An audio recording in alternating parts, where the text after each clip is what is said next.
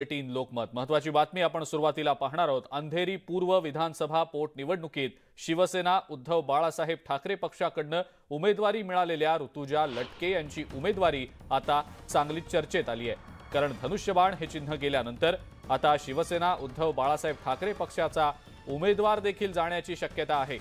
ऋतुजा लटके यांच्या राजीनाम्याबाबत एक मोठा खुलासा झालेला आहे। ऋतुजा लटके यांनी केलेल्या पहिल्या अर्जात एक अट घातली होती, जर निवडणुकीत पराजित झाले तर पुन्हा सेवेत घ्यावं अशी अट त्या अर्जात टाकण्यात आलेली होती। त्यानंतर राजीनाम्यात अशा प्रकारे अट टाकता येत नसल्याने त्यांना पुन्हा एकदा सुधारित अर्ज करावा लागला। 2 दिवसांपूर्वी ऋतुजा लटके यांनी सुधारित अर्ज केलेला आहे। मात्र राजीनामा मंजूर होण्यासाठी किमान 15 दिवस लागण्याची शक्यता असते आणि 2 दिवसांपूर्वीच अर्ज दाखल केल्याने तो त्वरित मंजूर होण्याची शक्यता ही कमीच दिसतेय। त्यामुळे लटके यांची उमेदवारी जाण्याची शक्यता आहे।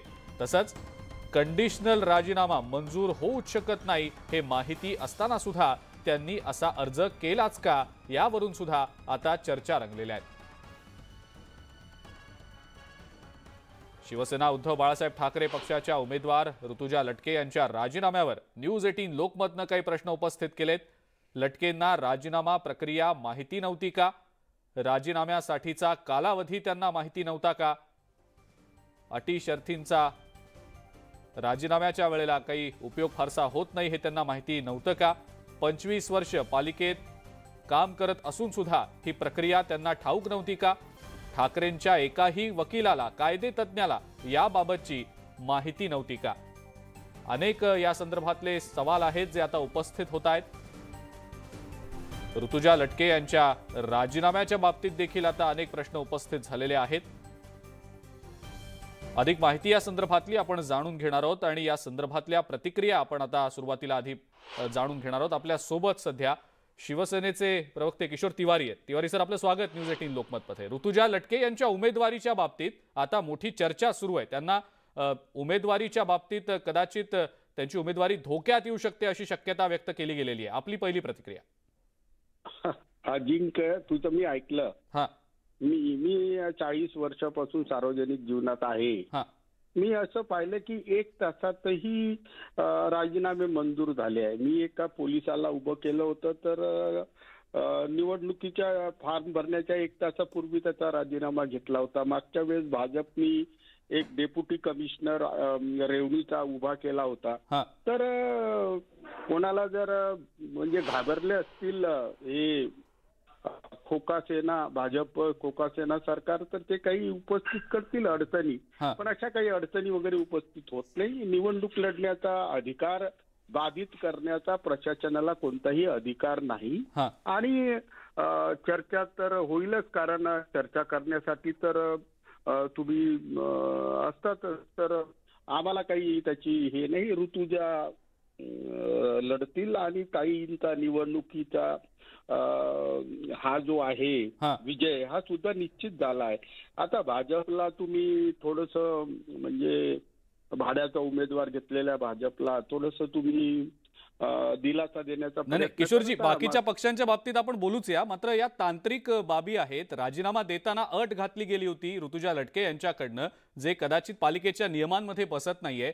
या सगळ्याची माहिती त्यांना स्वतःला नव्हती का? कारण 25 वर्ष त्या पालिकेमध्ये कार्यरत आहेत, कायदे तज्ञ आहेत ठाकरे गटाचे, त्यांना कदाचित त्याबद्दलची माहिती नव्हती का? असे देखील अनेक प्रश्न आहेत। मग या तांत्रिक बाबींमुळे जर उमेदवारी रद्द झाली तर मग काय करणार? लोक पर्याय निवडतात, तुम्ही त्याची बिलकुल चिंता करू नका। पण ऋतुजांनी अट टाकली होती, त्यांचा राजीनामा अट रिजेक्ट करून मंजूर करता येतो। आयुक्तांना तो अधिकार आहे। काहीही कशातही वाद निर्माण करण्यात काही अर्थ नाही आणि जनतेमध्ये तर आम्ही जाऊच ना। आमच्या कायदे तज्ञांना सगळं माहित आहे आणि कायदे तज्ञ याच्यावर त्याला आमच्यासाठी निवडणुकीच्या प्रक्रियेत हे सगळ्या गोष्टी फार गौण असतात। त्यांना निवडणूक लढायची आहे, त्याचा अधिकार अबाधित ठेवला तर आम्ही सुप्रीम कोर्टापर्यंत जाईल ना। मात्र बाधित करण्याचा कोणताही प्रयत्न, म्हणजे अख्ख्या महाराष्ट्रात जे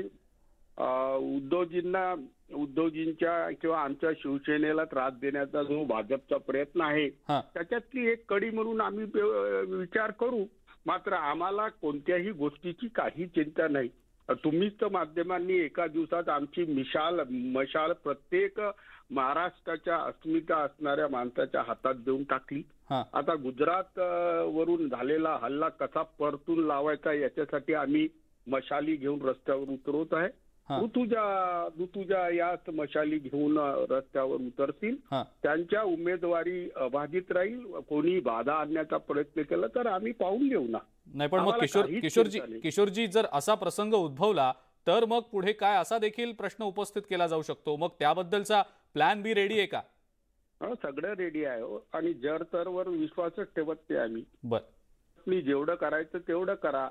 ईडी सीबीआय सगळं झालं ना. आता आमच्या पक्षातून कोणीच गेला नाही. फक्त खोके घेणारे गेले आहेत एक 55 तर त्याला काही अर्थ नाही हो.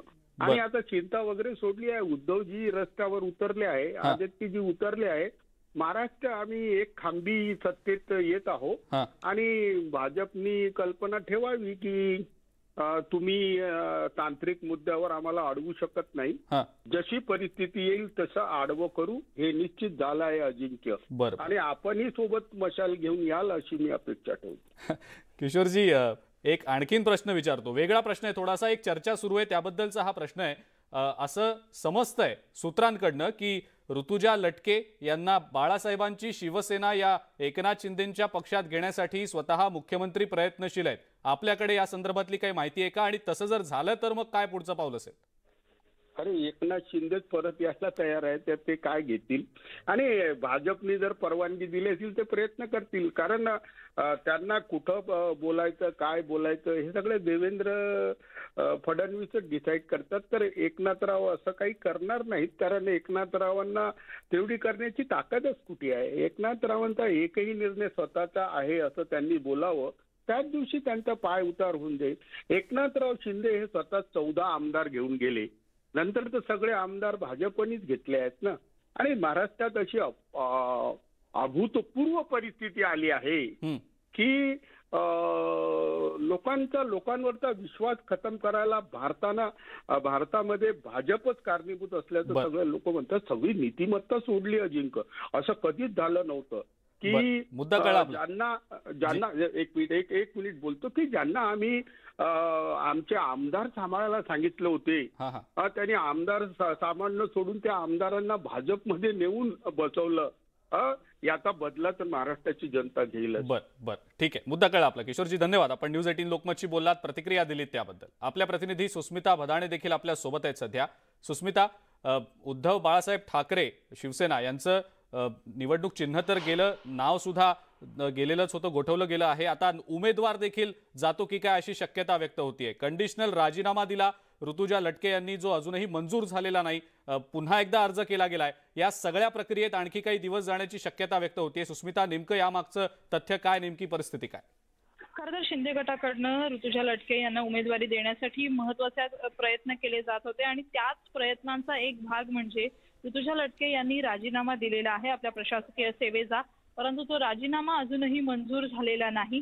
गेली अनेक वर्ष त्या प्रशासकीय सेवेमध्ये होत्या आणि पतीच्या निधनानंतर ही उमेदवारी त्यांना मिळणार हे निश्चित आहे. आणि पक्ष सुद्धा उद्धव ठाकरेंची शिवसेना हे निश्चित आहे. परंतु ज्या पद्धतीचे राजकीय डावपेच गेल्या काही दिवसांमध्ये आपण बघितलेले आहेत, त्याच राजकीय पेचांमधला अडकलेला हा एक मुद्दा म्हणावा लागेल. शिंदे गटाकडनं सुद्धा ऋतुजा लटके यांनी आपल्यासोबत यावं यासाठी त्यांना गळ घातली जाते आहे. विविध माध्यमांतून त्यांची संवाद साधला जातो आहे. परंतु जर प्रशासनाकडनं राजीनामा देण्यामध्ये किंवा राजीनामा मंजूर करण्यामध्ये दिरंगाई झाली तर लटके यांच्या अडचणींमध्ये वाढ होऊ शकते आणि परिणामी उद्धव ठाकरे गटाला सुद्धा याचा मोठा फटका बसू शकतो. परंतु आता सर्व सूत्र ही प्रशासनाच्या हातात असल्याने आणि परिणामी सरकारच्या हातात असल्यामुळे काहीही होऊ शकतं. ट्विस्ट हे आपल्याला या निवडणुकीमध्ये पाहायला मिळू शकतात. मुळात चिन्हाच्या बाबतीत जेवढा आताताईपणा आपल्याला पाहायला मिळाला, चिन्हाच्या बाबतीत जी रस्सीखेच पाहायला मिळाली होती तीच आता उमेदवाराच्या बाबतीत होते का हे बघणं सुद्धा महत्वाचं असणार आहे. अजिंक्य, बरं सुस्मिता, पण जो राजीनामा आहे ऋतुजा लटके यांनी 2 दिवसापूर्वी पुन्हा एकदा सादर केलेला जो अर्ज आहे तो जर नामंजूर झाला किंवा तो त्या ठराविक कालावधीमध्ये मंजूर झाला नाही तर मग शिवसेना उद्धव बाळासाहेब ठाकरे गटाचं पुढचं पाऊल काय असणार? इतक्या कमी कालावधीत दुसरा उमेदवार त्यांना मिळू शकेल का? काय शक्यता तिथल्या सध्या व्यक्त होत आहे? खरं तर या संपूर्ण प्रकरणामध्ये लटके यांच्या पत्नीलाच उमेदवारी मिळावी यासाठी शिवसेना उद्धव ठाकरे हे आग्रही आहेत. हां. परंतु जर असं झालं नाही तर कोर्टामध्ये जाऊन न्याय मागण्याशिवाय पर्याय राहणार नाही. आणि दुसरा महत्वाचा मुद्दा म्हणजे जर ही दिरंगाई होत असेल तर सरकारकडनं सुद्धा या बाबतीत स्पष्टीकरण मागितलं जाऊ शकतं. आणि जर वेळेत हा राजीनामा मंजूर झाला नाही तर परिणामी दुसऱ्या उमेदवाराला शोधण्याशिवाय पर्याय हा उद्धव ठाकरे यांच्या समोर राहणार नाही. आणि शिवसैनिकांचं जे समर्थन आहे ते शिवसेना म्हणून आणि उद्धव ठाकरे गटाचे सदस्य असल्यामुळे ऋतुजा लटके यांना आहे. त्यामुळे दोन्ही बाजूंनी पेच प्रसंग त्यांच्या भोवती निर्माण झालेला आहे. आता सर्व सूत्र ही प्रशासनाच्या हातात आहेत आणि सरकारच याविषयी लवकरात लवकर निर्णय घेऊ शकतो. फक्त तो निर्णय घेतल्यानंतर उमेदवारी कोणाकडनं मिळणार हे बघणं महत्वाचं आहे. बर, सुस्मिता, धन्यवाद. सविस्तर माहिती आपण दिली त्याबद्दल आणि या संदर्भातले अपडेट्स आपण वेळोवेळेला जाणून घेणारच आहोत. या संदर्भात काही प्रतिक्रिया देखील समोर येताना दिसतात, आपण पाहूया. आता हेही योग्य आहे का? तुम्हीच मला सांगा की ज्याला उमेदवारी दिलेली आहे त्याला साम दाम दंड भेद वापरायचा आणि त्यालाच पळवायचा, आमदारांनाही सर्व मार्गाचा वापर करून, ही महाराष्ट्रातल्या जनतेला आवडणारी गोष्ट नाही आहे. आता जे उमेदवार शिवसेनेने ठरवले त्यांचा प्रचारही शिवसेनेने केलेला आहे आणि 100% शिवसेना त्या मतदारसंघात निवडून येईल अशी आजची परिस्थिती आहे. त्यातनं महाराष्ट्रातल्या जनमताची एक छोटीशी चाचणी, पूर्ण नाही पण छोटीशी चाचणी मुंबईकरांची होईल. पण अंधेरी हा भाग असा आहे इथं मराठी भाषिकांची संख्या मर्यादित आहे आणि बहुभाषिक भाग आहे तो. त्यामुळे तिथला निर्णय कसा येतो, काय येतो ते बघण्याची औत्सुक्य असताना उमेदवारच पळवायचा हे जर ते करत असतील तर आता महाराष्ट्रातल्या जनतेला लक्षात येईल. आता पुढच्या निवडणुकीला विधानसभेच्या यांच्यावरती कुणी महाराष्ट्रात उभे राहणार नाही अशी व्यवस्था देखील ती करू शकतात. आता ऋतुजा लटके यांच्या उमेदवारीचं नेमकं काय होणार हा एक महत्त्वाचा मुद्दा आता उपस्थित केला गेलेला आहे. त्यांची उमेदवारी धोक्यात असल्याचं बोललं जात आहे. राजीनामा त्यांचा मंजूर न झाल्यास ऋतुजा लटके यांची उमेदवारी जाणार असल्याची शक्यता व्यक्त करण्यात आलेली आहे. त्यामुळे त्यांचा राजीनामा आता मंजूर होणार का मंजूर होणार नाही या एका गोष्टीवर त्यांच्या उमेदवारीबद्दलचा निर्णय होऊ शकतो असं देखील समजतंय.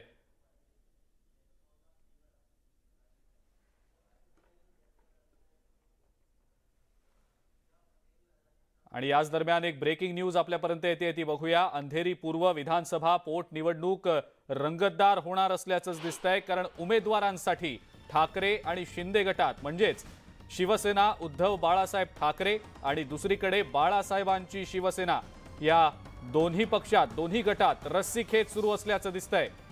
ऋतुजा लटके प्रकरणात शिवसेना उद्धव बाळासाहेब ठाकरे गट कोर्टात जाणार असल्याची माहिती मिळतेय.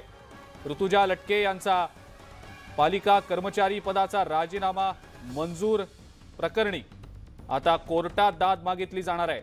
अधिक माहिती या संदर्भातली आपण जाणून घेणार आहोत. उदय जाधव आपले प्रतिनिधी आपल्या सोबत आहेत सध्या. उदय, ऋतुजा लटके यांच्या राजीनाम्याच्या मुद्द्यावरून आता राजकारण रंगताना दिसतंय, काय सांगता येईल याबद्दल? अंधेरी विधानसभा पोटनिवडणूक आता रंगणामध्ये पाहायला मिळते. शेवटचे 2 दिवस उरलेले आहेत उमेदवारी अर्ज दाखल करण्यासाठी. मात्र अजूनही जे प्रमुख पक्ष भाजप असेल किंवा शिवसेना ठाकरे गट असेल यांच्याकडनं उमेदवारी अर्ज दाखल झालेला नाहीये. उमेदवारी अर्ज दाखल करण्यासाठी अनेक डावपेच जे ते पडद्यामागून लढले जात आहेत आणि त्याच संदर्भात जी माहिती मिळते वरिष्ठ सूत्रांकडनं त्यानुसार ऋतुजा लटके हे मुंबई महापालिकेच्या अंधेरी महापालिका वॉर्डामध्ये एक अधिकारी म्हणून कार्यरत आहेत आणि त्यांनी राजीनामा दिलेला आहे 3 ऑक्टोबरला. मात्र राजीनामा दिलेला असला तरी देखील तो अजून मंजूर झालेला नाहीये. महापालिकेच्या नियमानुसार 1 महिन्याची नोटीस पिरियड असतो आणि त्यानंतर त्यांचा राजीनामा जो तो मंजूर करावा लागतो.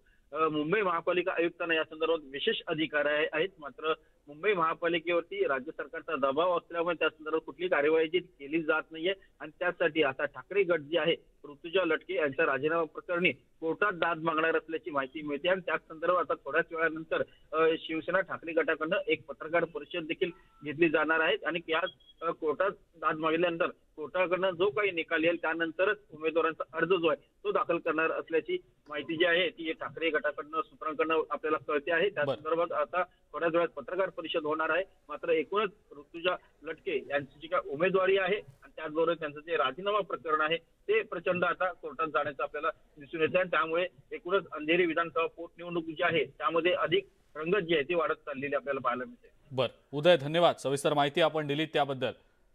या सगळ्या संदर्भात आता कोर्टात देखील भूमिका मांडली जाणार आहे. ऋतुजा लटके यांच्या राजीनाम्यावरनं राजकारण रंगताना दिसतंय. ताई काय सांगाल तुम्ही, ज्या तुमच्या उमेदवार आहेत ऋतुजा लटके त्यांचा राजीनामा अद्यापही महानगरपालिकेने मंजूर केला आहे. 3 ऑक्टोबरला त्यांचा राजीनामा दिला आहे. महानगरपालिकेचे आयुक्त हे सनदी अधिकारी आहेत. सनदी अधिकाऱ्यांना देशामध्ये एक वेगळा मान सन्मान असतो. आपण आतापर्यंत असं समजत होतो की हे सनदी अधिकारी कायदा कानून मानून त्याला चालवतात, परंतु ज्या इक्बाल चहल यांनी संपूर्ण देशात जगात कोविड काळामध्ये माननीय मुख्यमंत्री शिवसेना पक्षप्रमुख उद्धवजी बाळासाहेब ठाकरे यांच्या काम केलं. काम करत असताना त्यांनाही चांगलं नाव मिळालं आणि इतकं सगळं होऊन सहृदयी असले पाहिजे.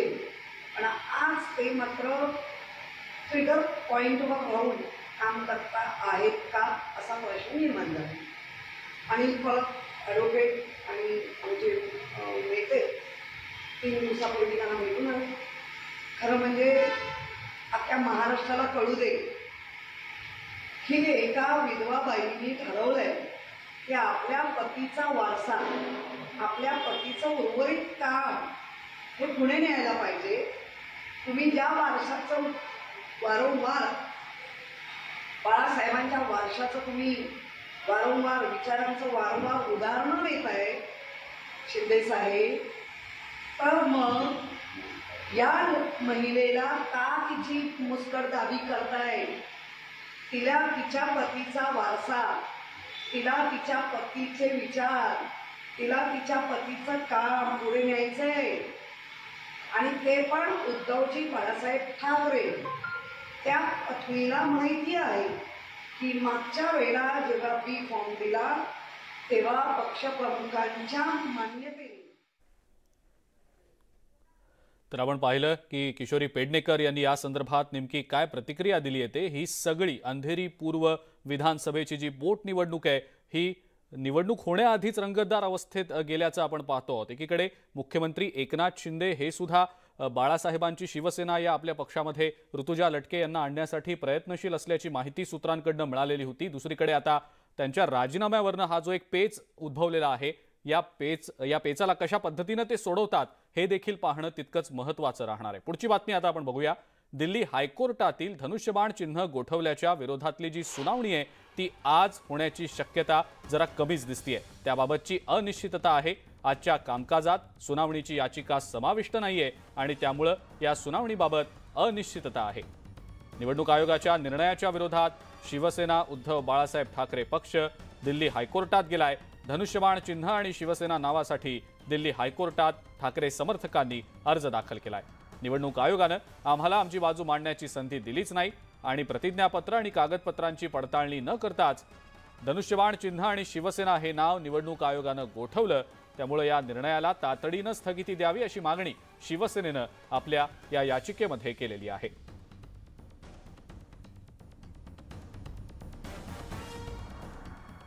शिवसेना उद्धव बाळासाहेब ठाकरे या पक्षाला देण्यात आलेल्या मशाल या निवडणूक चिन्हावरनं आता एक नवा वाद पेटलाय. समता पार्टीच्या वतीनं केंद्रीय निवडणूक आयोगाकडे आज तक्रार करण्यात येणार आहे. निवडणूक आयोगानं समता पार्टीला याआधी मशाल हे चिन्ह दिलेलं आहे आणि हेच चिन्ह आता शिवसेना उद्धव बाळासाहेब ठाकरे या पक्षाला देण्यात आलंय. त्यावर त्यांनी आक्षेप घेत आमच्या निवडणूक चिन्हाचं वाटप का करण्यात आलं असा सवाल केलाय. त्यामुळे आता शिवसेना उद्धव बाळासाहेब ठाकरे पक्षाचं मशाल हे चिन्ह वादात सापडलंय.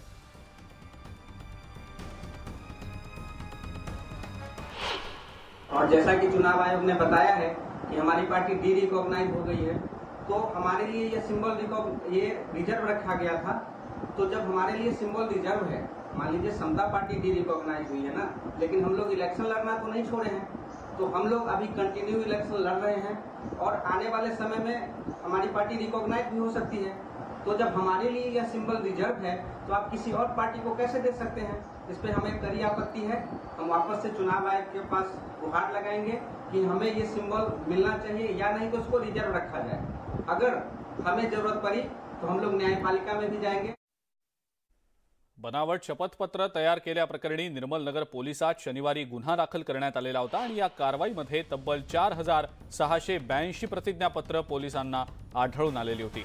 आरोपींनी बनावट शिक्क्यांचा वापर केल्याचा संशय असून याबाबत पोलीस अधिक तपास करतायत। बोगस प्रतिज्ञापत्रांच्या तपासासाठी गुन्हे शाखेची पथकं रवाना करण्यात आलेली आहेत। कोल्हापूर, पालघर, नगर आणि नाशिकमध्ये ही पथकं तपास करतायत। दरम्यान या प्रकरणामध्ये कोणत्या राजकीय पक्षाचा सहभाग आहे याबाबत पोलिसांकडून कोणत्याही प्रकारची अधिकृत माहिती अद्याप देण्यात आलेली नाही।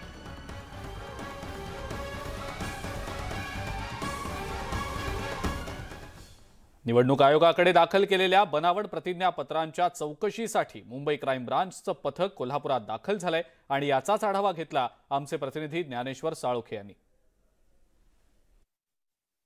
निवडणूक आयोगाकडे बनावट प्रतिज्ञापत्र सादर केल्याप्रकरणी मुंबई क्राईमची ब्रँचची टीम आहे ती कोल्हापूरमध्ये दाखल झालेली आहे। सध्या हे अधिकारी आहेत ते या गाडीमध्ये बसल्याचं आपल्याला पाहायला मिळतात आणि जिल्हा पोलीस प्रमुख शैलेश बेलकोडे यांची नुकतीच त्यांनी भेट घेतली आणि त्यानंतर एकूणच या चौकशीसाठी हे पथक रवाना होणार आहे।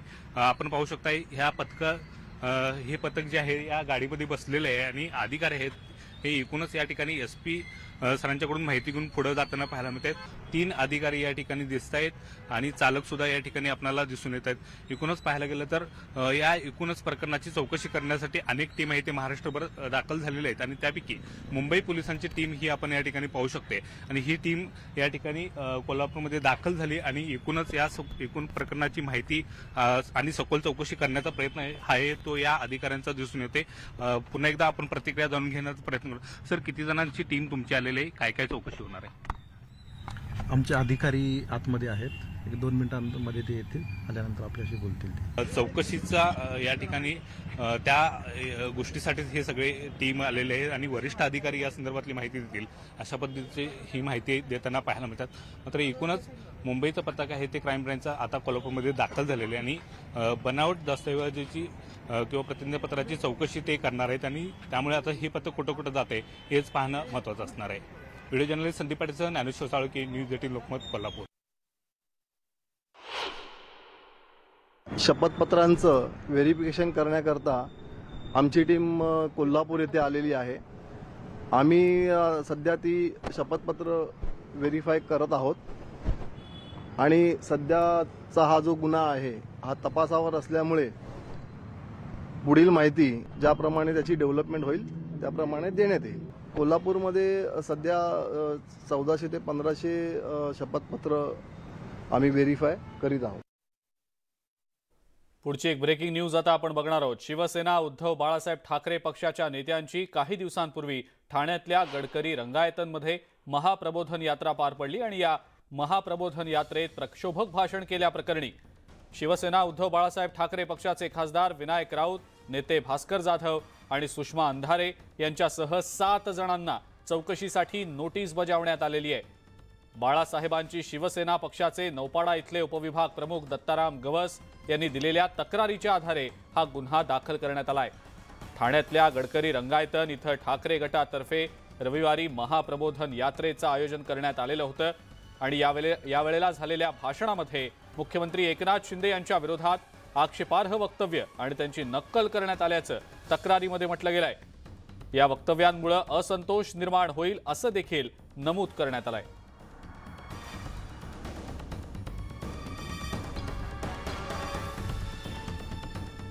पुढची आणखीन एक महत्त्वाची बातमी बघूया।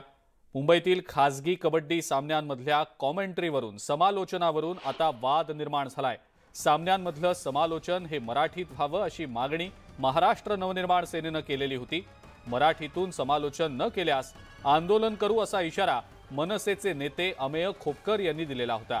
त्यांच्या या इशाऱ्यानंतर आता अमेय खोपकर शालिनी ठाकरे आणि शशांक नागवेकर यांना नोटीस बजावण्यात आलेली आहे। प्रतिबंधात्मक कारवाईची ही नोटीस त्यांना बजावण्यात आलेली आहे।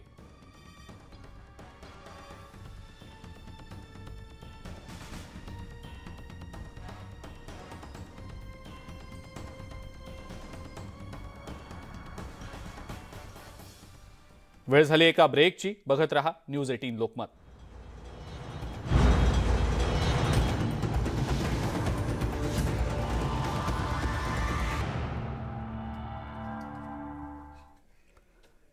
ब्रेकनंतर आपल्या सगळ्यांचं पुन्हा एकदा स्वागत। मुंबई विद्यापीठाकडून विधी अभ्यासक्रमाच्या द्वितीय सत्र विधी शाखेच्या परीक्षेला मंगळवारपासून सुरुवात झाली।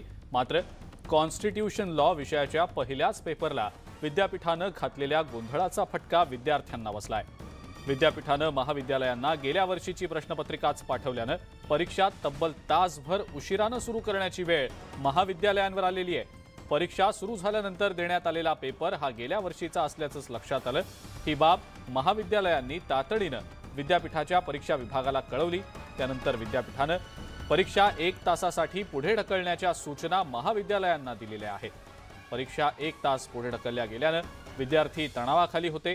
काही महाविद्यालयांमध्ये विद्यार्थ्यांना परीक्षा पुढे का ढकलली गेली आहे याचं उत्तरच मिळालं नसल्यानं त्यांच्यात मोठा संभ्रमही निर्माण झाला।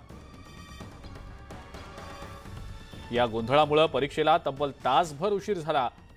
मात्र हा गोंधळ होण्यासाठी जबाबदार नेमकं कोण असा प्रश्न आता उपस्थित झालेला आहे आणि जबाबदार जे कोणी असतील त्यांच्यावर नेमकी काय कारवाई आता होणार, भविष्यात असे प्रकार होऊ नये त्यासाठी नेमकं काय केलं जाणार हे देखील पाहणं महत्त्वाचं आहे।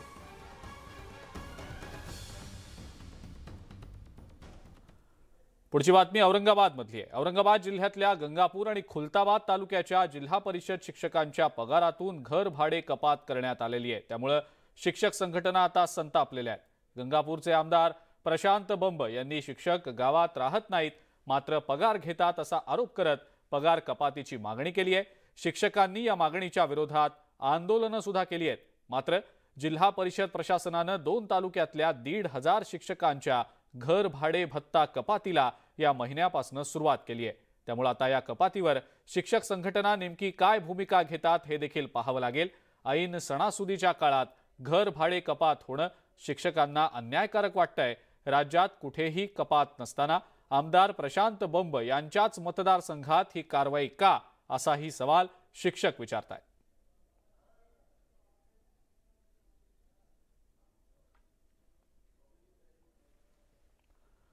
औरंगाबादमध्ये मोठा डिग्री घोटाळा समोर आलाय। अफगाणिस्तानची विद्यार्थिनी काकर फातेमा ही औरंगाबादच्या मौलाना आझाद महाविद्यालयात BSc कम्प्युटर सायन्स शिकायला आलेली होती। पहिल्या वर्षी ती नापास झाली तरीही तिला दुसऱ्या वर्षी प्रवेश दिला गेला।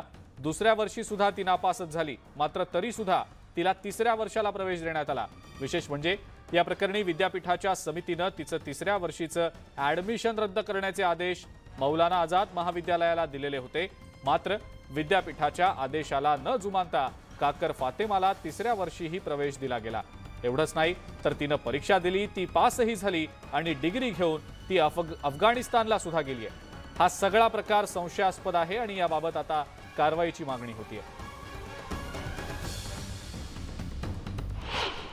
मुझे जो मालूम पड़ा तो 100% ये बात है कि 25 लाख रुपए में उसकी डील हुई थी, जिसमें मदर फारूकी ने पूरी डील की है और उनके साथ यहाँ के भी लोग मिले हुए हैं जो बार बार एप्लीकेशन देने के बाद भी उनके निदर्शन में लाने के बाद भी उन्होंने जो है तो उसको डिग्री दी है और अभी ठहराव पास करके BOE की मीटिंग में उसकी डिग्री कैंसिल का ठहराव पास की, मगर आज तक जो है तो ठहराव पास होने के बाद भी उसकी डिग्री कैंसिल नहीं की गई। ठराव रद्द करण्याचाच विषय घेतला आहे यांनी, पण या प्रकरणामध्ये जे लोक दोषी आहेत, ज्यांनी अपात्र विद्यार्थिनीलाही विद्यापीठानं कळवून सुद्धा की ती विद्यार्थिनी अपात्र आहे, तिला परीक्षेला बसवलं कोणी, तिचा परीक्षा फॉर्म कुणी स्वीकारला, तिला प्रश्नपत्रिका कुणी दिल्या, तिला उत्तरपत्रिका कुणी दिल्या आणि हे सगळं प्रकरण असताना सुद्धाही विद्यापीठातले प्रशासनातल्या एखाद्या उच्चपदस्थ अधिकाऱ्याचा आशीर्वाद असल्याशिवाय अशी हे प्रकरण घडू शकत नाहीत। आणि यानंतरची एक मोठी बातमी ठाणेकरांसाठी। ठाणे शहरासह जिल्ह्यातील बहुतांश भागात वर्षभर वाहतूक कोंडीचं दृश्य पाहायला मिळत असतं। गाडी चालक आणि प्रवाशांना काही किलोमीटर अंतरासाठी वाहतूक कोंडीमध्ये तासनतास अडकून राहावं लागतं।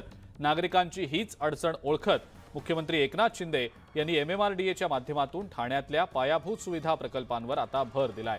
ठाण्यासह परिसरातल्या वाहतूक कोंडीवर उतारा मिळवण्यासाठी MMRDAकडून 17,000 कोटी रुपयांचे तब्बल 21 प्रकल्प हाती घेतले जाणार आहेत।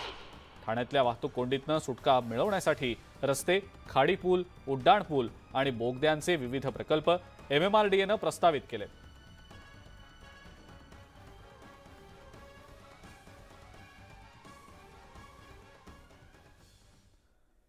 आणि यानंतरची एक बातमी महत्त्वाची मुंबईकरांसाठी बेस्टनं दिवाळीच्या निमित्तानं विशेष योजना आणलेली आहे।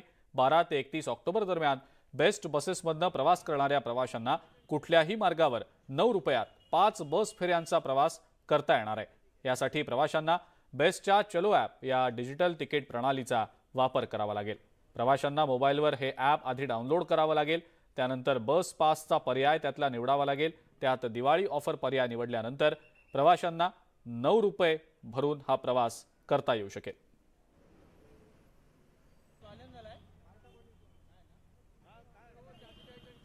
वेळ झाली आणखीन एका ब्रेकची। बघत रहा न्यूज 18 लोकमत।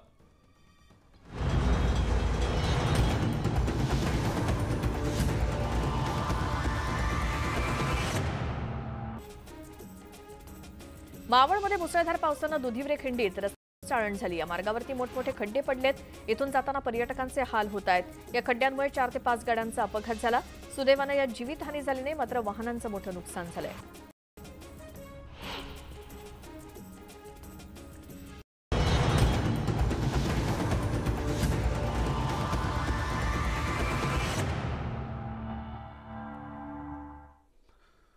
ब्रेकनंतर आपल्या सगळ्यांचं पुन्हा एकदा स्वागत। आणि आता आपण पावसासंदर्भातल्या बातम्या पाहूया। गेल्या 2 दिवसांपासून राज्यात मेघगर्जनेसह पाऊस बरसतोय। मध्य भारत तसंच वायव्य भारताच्या काही भागांमध्ये 4 ते 5 दिवसांमध्ये मान्सून माघार घेण्याची शक्यता आहे। तर महाराष्ट्रातील सध्याची गडगडाटासह पडणाऱ्या पावसाची स्थिती पाहता महाराष्ट्राच्याही काही भागांमधून मान्सून आठवड्याभरातच माघार घेण्याची शक्यता हवामान विभागानं वर्तवलेली आहे।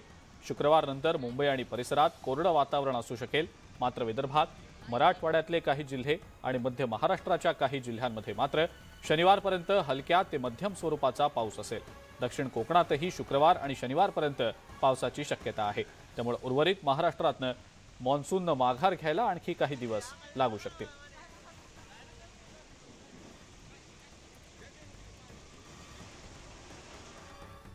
मंगळवारी कोल्हापूरला पावसानं चांगलंच झोडपून काढलं। गांधीनगर भागामध्ये ढगफुटी सदृश पाऊस झाला। या मुसळधार पावसामुळे रस्त्यांना नदी नाल्याचं स्वरूप प्राप्त झालं। अनेक सखल भागात गुडघाभर पाणी साचलं। अनेक गाड्या पाण्याखाली गेल्या, त्यामुळे लोकांचे चांगलेच हाल झाले।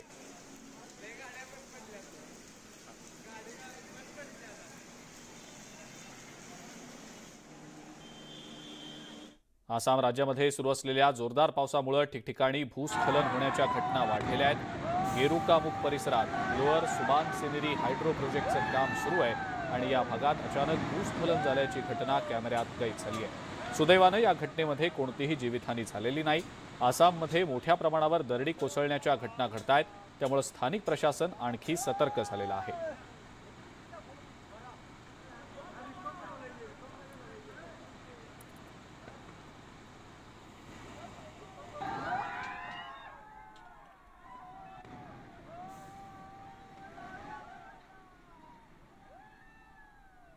इस्लामिक संघटना पॉप्युलर फ्रंट ऑफ इंडियाच्या विरोधात महाराष्ट्र एटीएस पुन्हा एकदा ॲक्शन मोडवर आलेला आहे। एटीएसनं जालन्यातल्या आणखी एक PFI सदस्याला अटक केली आहे। शेख उमर शेख हबीब असं त्याचं नाव आहे।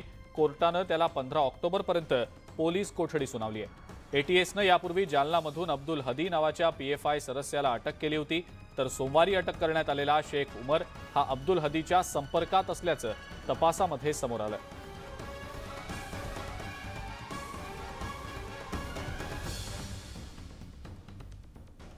सिंहगड एक्सप्रेसच्या बोगीमध्ये चाकरमान्यांमध्ये जागेवरून तुफान हाणामारी झाल्याचं पाहायला मिळालं। बसण्यासाठी जागा पकडण्यावरून 2 गटांमध्ये वाद झाला। या वादाचं रूपांतर हाणामारीमध्ये झालंय। पिंपरीसाठी आणि चिंचवडसाठी स्वतंत्र बोगी तयार करावी यासाठी पिंपरी चिंचवड रेल प्रवासी संघटनेनं रेल्वे प्रशासनाला निवेदन दिलेलं होतं, मात्र या मागणीकडे रेल्वे प्रशासनानं दुर्लक्ष केल्याचा आरोप प्रवाशांनी केला.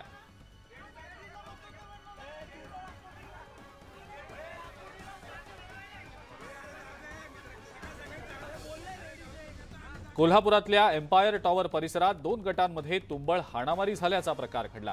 रिक्षा लावण्याच्या कारणावरून ही हाणामारी झाली आहे. हाणामारीचा हा व्हिडिओ सोशल मीडियावर चांगलाच व्हायरल झालाय. यामध्ये काही तरुण एका तरुणाला काठीनं मारहाण करताना दिसतात.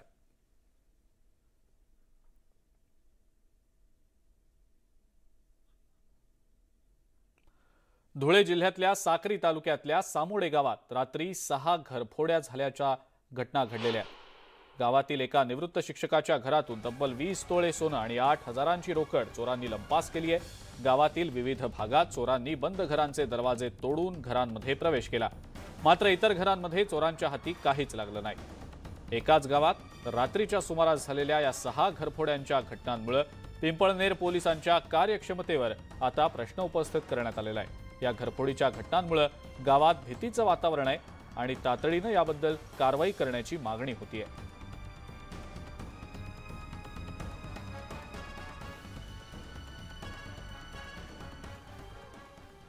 एटीएम सेंटरमध्ये हातचलाखीनं कार्ड बदलून लोकांच्या खात्यातले पैसे काढणाऱ्या चोरट्याला स्थानिक गुन्हे अन्वेषण शाखेनं अटक केली आहे. सुभाष जाधव असं या चोराचं नाव आहे. त्याच्याकडून वेगवेगळ्या बँकांची तब्बल 101 एटीएम कार्ड्स आणि 3 लाखांची रोकड जप्त करण्यात आलेली आहे. सांगली जिल्ह्यामध्ये गेल्या काही दिवसांपासून एटीएममध्ये पैसे काढण्यासाठी येणाऱ्या लोकांना पैसे काढून देण्याच्या बहाण्यानं लाखो रुपयांचा चुना लावण्याचा प्रकार सुरू होता. अखेर सापळा रचत या आरोपीला अटक करण्यात आलेली आहे.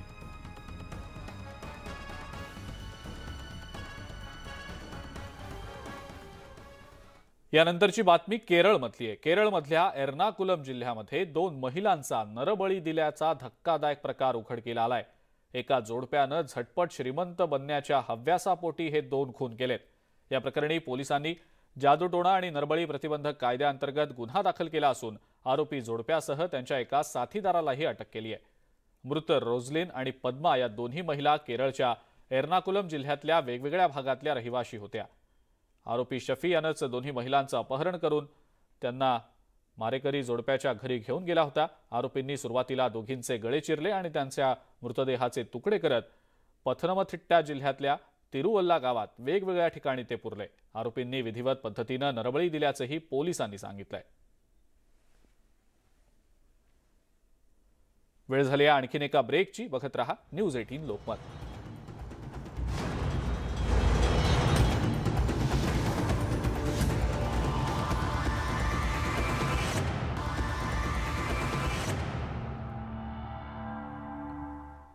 ब्रेकनंतर आपल्या सगळ्यांचं पुन्हा एकदा स्वागत. यानंतरची महत्त्वाची बातमी पुण्यातली आहे. पुण्यातल्या परिवहन विभागाच्या स्वारगेट आणि शिवाजीनगर डेपोमधील शेकडो एसटी अचानक बंद ठेवण्याची वेळ आली आहे. एसटी महामंडळ सारख्या रिटेल इंधन खरेदीदारांची सबसिडी केंद्र सरकारनं बंद केल्यानं एसटी महामंडळाला सध्या बाहेरच्या पंपांवरून डिझेल खरेदी करावं लागतंय. परिणामी आगाराचं उत्पन्न कमी होऊन प्रवाशांना देखील मोठा मनस्ताप सहन करावा लागतोय. डिझेलच उपलब्ध नसल्यानं लांब पल्ल्याच्या गाड्या बंद करण्यात आल्यानं परिवहन विभागाचं लाखोंचं नुकसान होतंय. या पेट्रोल पंपांची बिलं ही आपण वेळेत अदा करत असतो, पण कधीकधी त्यांच्या पंपांवरचं डिझेल संपून जातं आणि त्यातून एसटी महामंडळाच्या बस गाड्यांनाही डिझेलची समस्या जाणवते, असा खुलासा स्वारगेट एसटी डेपोच्या मॅनेजर शिवकन्या थोरात यांनी न्यूज 18 लोकमतला माहिती देत हे सांगितलेलं आहे.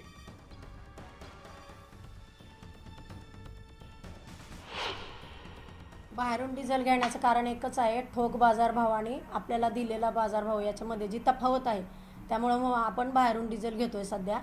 आणि आज जी काही तिथं पंपावर गर्दी किंवा तुम्ही ते म्हणताय तर बिलं वगैरे काही थकलेलं नाही. सदरच्या पेट्रोल पंपाचा जो त्याचा अंडरग्राऊंड टँक आहे त्याचा तो ड्राय झालेला आहे. त्याचा डिझेलचा टँकर येतोय, तो आल्यावर पुन्हा सुरळीत वाहतूक चालू आहे. ऑनलाईन ओळख कशी जीवावर बेतू शकते हे पुण्यातल्या एका घटनेनं पुन्हा एकदा उघड केलंय. ऑनलाईन ओळख झालेल्या तरुणीनं अश्लील व्हिडिओ अपलोड करण्याची धमकी दिल्यानं एका तरुणानं आत्महत्या केल्याचा धक्कादायक प्रकार उघड झालाय.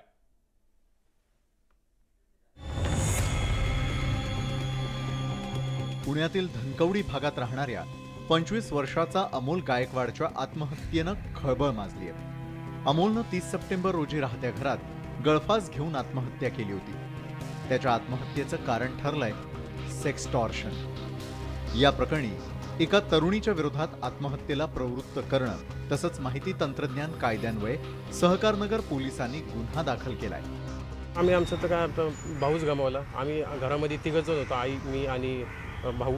आणि नेमकं आता वडीलही जाऊन 1 वर्ष झाले आणि त्यानंतर असं झालं. म्हणजे भाऊ गेला आमचा फक्त त्या एकदम छोट्या कारणामुळे गेला. का तर त्याला भीती वाटली की माझा व्हिडिओ असा सगळ्यांनी पाहिला तर त्यांनी माझ्या आईवरती किंवा घरावरती काय इम्पॅक्ट पडेल, त्या भीतीने त्यांनी ते कृत्य केलं. या तरुणाची काही महिन्यांपूर्वी सोशल नेटवर्किंग साईटवर एका अनोळखी तरुणीशी ओळख झाली होती. दोघांमधील संवाद वाढला. त्यानंतर तरुणीनं अमोलकडे पैशांची मागणी केली. पैसे न दिल्यास नग्नावस्थेतील व्हिडिओ सोशल मीडियावरती अपलोड करण्याची धमकी दिली. तिला घाबरून तरुणानं तिला ऑनलाईन पद्धतीनं 4,500 रुपये पाठवले होते. त्यानंतरही तरुणीचं धमकावणं सुरूच होतं. अखेर अमोलनं तिला मैं सुसाइड कर रहा हूं असा संदेश पाठवला. त्यावर तिनं करो सुसाइड, मैं सोशल मीडिया पर वीडियो वायरल कर रही हूं अशी धमकी देऊन पैशांची मागणी केली. तरुणीच्या या वारंवारच्या धमक्यांमुळे 30 सप्टेंबरला अमोलनं गळफास घेऊन आत्महत्या केली. सध्या सेक्सटॉर्शनचे प्रकार मोठ्या प्रमाणावर वाढले आहेत, ज्यातून गंभीर गुन्हे घडत असल्याचं समोर आलंय. काही दिवसांपूर्वीच पुणे पोलिसांनी लोन ॲप संबंधी देशातली सगळ्यात मोठी कारवाई केली होती. आता सेक्सटॉर्शनच्या प्रकाराचा पूर्ण छडा लावण्याचं आव्हान पोलिसांसमोर उभं ठाकलंय. व्हिडिओ जर्नलिस्ट गणेश कदमसह वैभव सोनवणे, न्यूज 18 लोकमत, पुणे. आणि या सगळ्या महत्त्वाच्या बातम्यांसोबतच बुलेटिनमध्ये वेळ झाली आहे इथंच थांबण्याची. ताज्या बातम्या आणि अपडेटसाठी बघत राहा फक्त न्यूज 18 लोकमत.